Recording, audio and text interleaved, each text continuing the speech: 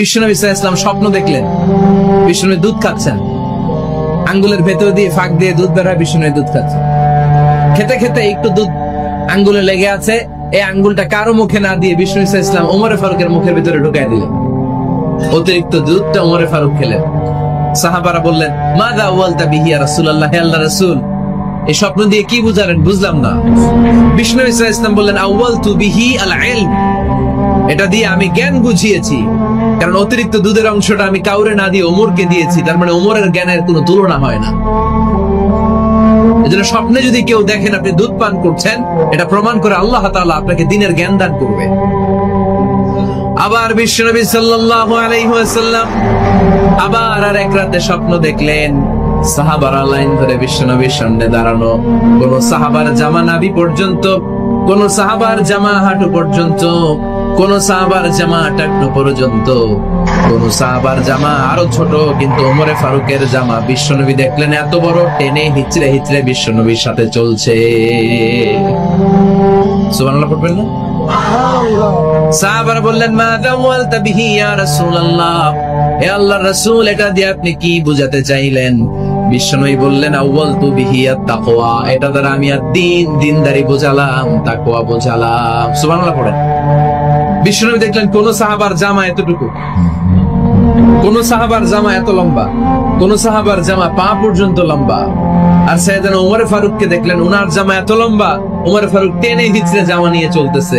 বিশ্বনবী বুঝাতে চাইলেন, ওমরের যেহেতু জামা লম্বা, ওমরের ভেতরে আল্লাহর ভয়, দিনদারিও খুব বেশি। চিল্লায় বলেন ঠিক কিনা? জ্ঞানও দিয়েছেন, আবার দিনদারিও দিয়েছেন। এই দুইটা জিনিস যদি থাকে, এই পৃথিবীতে তাকে সফল রাষ্ট্রনায়ক বানায় দেয় কে?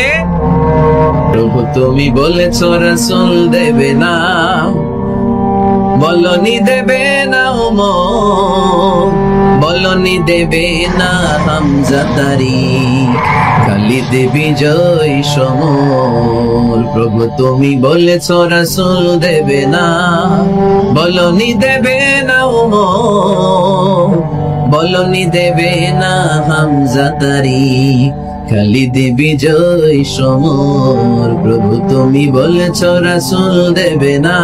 আল্লাহু আকবার। একটা ওমর দরকার, কয়জন দরকার? কয়জন দরকার? এই পুরো উম্মাহ, মুসলিম উম্মার মধ্যে ওনার পজিশন নাম্বার 3।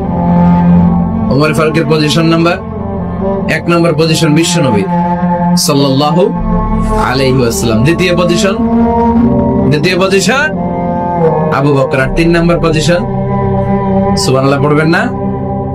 আশারাতুল মুবাশশিরিনা বিল জান্নাহ, জান্নাতের সুসংবাদ প্রাপ্ত অনেক সাহাবার কথা হাদিসে পাওয়া যায়, কিন্তু এক হাদিসে আল্লাহ রাসূল সাল্লাল্লাহু আলাইহি ওয়াসাল্লাম 10 জন সাহাবীর কথা বলেছেন। ওই 10 জনের ভেতরে সাইয়েদনা ওমর ফারুক আছে না নাই? আবার ওমর ফারুক ছিলেন বিশ্বনবীর শ্বশুর। সাইয়েদনা ওমর ফারুকের কন্যা হাফসা রাদিয়াল্লাহু তাআলা আনহাকে বিশ্বনবী বিয়ে করে ওমর ফারুকের জামাই হয়েছে, আর ওমর ফারুককে বিশ্বনবী শ্বশুর বানিয়েছে। সুবহানাল্লাহ পড়েন। আগে জানতেন এটা? ওমর ফারুক রাদিয়াল্লাহু তাআলা আনহু যে বিশ্বনবীর শ্বশুর ছিল, এটা আজকে প্রথম জানলেন। কে কে দেখি? দেখছেন অনেকেই জানেন। মাশাআল্লাহ, হাত নামান, আমরা জেনে নিব, জানতে কোনো সমস্যা নাই। বাঁচতে হলে জানতে হবে, বাঁচতে হলে কি করতে হবে? জানতে হবে। 4 জন খলিফার 2 জন হচ্ছে বিশ্বনবীর মেয়ের জামাই, বাকি 2 জন হচ্ছে বিশ্বনবীর শ্বশুর। সাইয়েদনা উসমান রাদিয়াল্লাহু তাআলা আনহুর কাছে বিশ্বনবী সাল্লাল্লাহু আলাইহি ওয়াসাল্লাম 2 কন্যাকে বিয়ে দিয়েছেন। বিশ্বনবী সাল্লাল্লাহু আলাইহি ওয়াসাল্লাম মোট কন্যা 4 জন। কয়জন? বড় মেয়ের নাম যায়েনব রাদিয়াল্লাহু তাআলা আনহা, ওনার স্বামীর নাম ছিল আবুল আস ইবনে রাবি'। তারপরের মেয়ের নাম হচ্ছে উম্মে কুলসুম, ওনাকে বিয়ে দিয়েছিলেন বিশ্বনবী সাইয়েদনা ওসমান রাদিয়াল্লাহু তাআলা আনহুর সাথে। উম্মে কুলসুম রাদিয়াল্লাহু তাআলা আনহার ইন্তেকালের পরে আরেক মেয়ে রুকাইয়াকে বিশ্বনবী সাইয়েদনা ওসমানের কাছে আবার বিয়ে দিয়ে দিলেন। সুবহানাল্লাহ পড়েন। আর সবচেয়ে ছোট্ট কন্যা ফাতেমা রাদিয়াল্লাহু তাআলা আনহাকে বিয়ে দিয়ে দিলেন নিজের চাচাতো ভাই সাইয়েদনা আলী রাদিয়াল্লাহু তাআলা আনহুর সাথে। তার মানে সাইয়েদনা ওসমান আর সাইয়েদনা আলী ছিল বিশ্বনবীর মেয়ের জামাই, ঠিক কিনা? আর সাইয়েদনা আবু বকর রাদিয়াল্লাহু তাআলা আনহুর কন্যা আয়েশা রাদিয়াল্লাহু তাআলা আনহাকে বিশ্বনবী বিয়ে করে আবু বকর রাদিয়াল্লাহু তাআলা আনহুকে বানালেন শ্বশুর।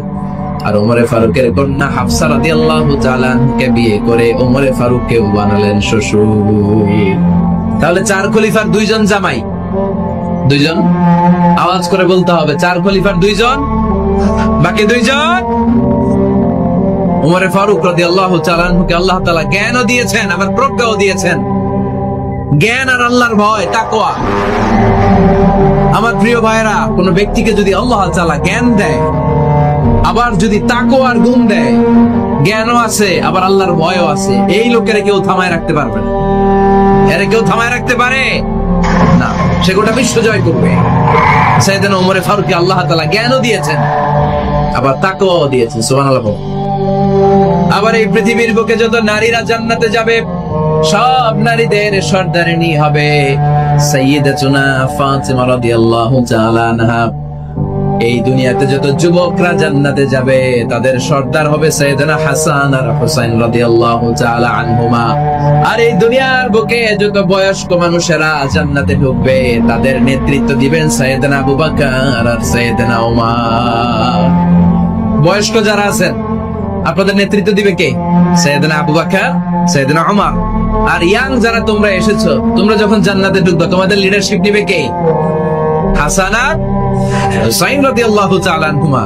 আর নারীরা যারা জান্নাতে প্রবেশ করবে, এই নারীদের নেতৃত্ব দিবে বিশ্বনবীর কলিজার টুকরা, নয়নের বুটুলি সাইয়্যিদাতুনা ফাতিমা রাদিয়াল্লাহু তাআলা। সুবহানাল্লাহ পড়বেন না? ওমরে Faruk, the super hero of Muslim ummah। আমরা কাদেরকে সুপার হিরো বানায় রাখছি আমরা জানি না। এই নায়ক নায়িকা, গায়ক গায়িকা, মডেলরা, চোখ ধাঁধানো গ্ল্যামার নিয়ে যারা চলে, এরা আমাদের মডেল নয়। আমাদের মডেল সাইয়েদনা ওমরে ফারুক। ঠিক কিনা? ঠিক কিনা? আল্লাহর হাবিব সাল্লাল্লাহু আলাইহি ওয়াসাল্লাম বলেছেন, তোমরা যদি উহুদ পাহাড় সমপরিমাণ স্বর্ণ যদি আল্লাহর রাস্তায় দান করে দাও, আমার সাহাবারা যে 1 মুঠ দান করেছিল, ওই 1 মুঠ দানের সমান হবে না। এজন্য খবরদার, লা তাসুব্বু আসহাবি, আমার সাহাবাদেরকে গালি দিও না। কারণ আমার সাহাবাদের যুগ হচ্ছে শ্রেষ্ঠ যুগ, তাবেঈদের যুগ, আমার নবীর যুগ। আমার নবীর যুগ সবচাইতে শ্রেষ্ঠ যুগ। নাকি এখন যে বিজ্ঞানের উৎকর্ষতার যুগ, আমাদের রকেট আছে, রকেট লঞ্চার আছে, ব্যালিস্টিক ক্ষেপণাস্ত্র আছে, আমরা বঙ্গবন্ধু স্যাটেলাইট আকাশে পাঠিয়েছি, গোটা বিশ্বকে আমরা চোখ ধাঁধানো অনেক কিছু দিয়েছি। তাই বলে কি আমাদের যুগ শ্রেষ্ঠ যুগ? কথা বলেন। খায়রুল কুরুনি কারনি, আল্লাহর হাবিব সাল্লাল্লাহু আলাইহি ওয়াসাল্লাম বললেন, আমার যুগ শ্রেষ্ঠ যুগ।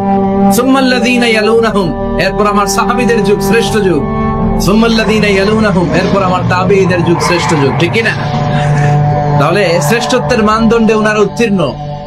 রাদিয়াল্লাহু আনহুম ওয়া রাদু আন, আল্লাহ তাদের উপর সন্তুষ্ট, সাহাবাদের উপর। আবার সাহাবারাও আল্লাহর উপর সন্তুষ্ট পড়েন। সুবহানাল্লাহ।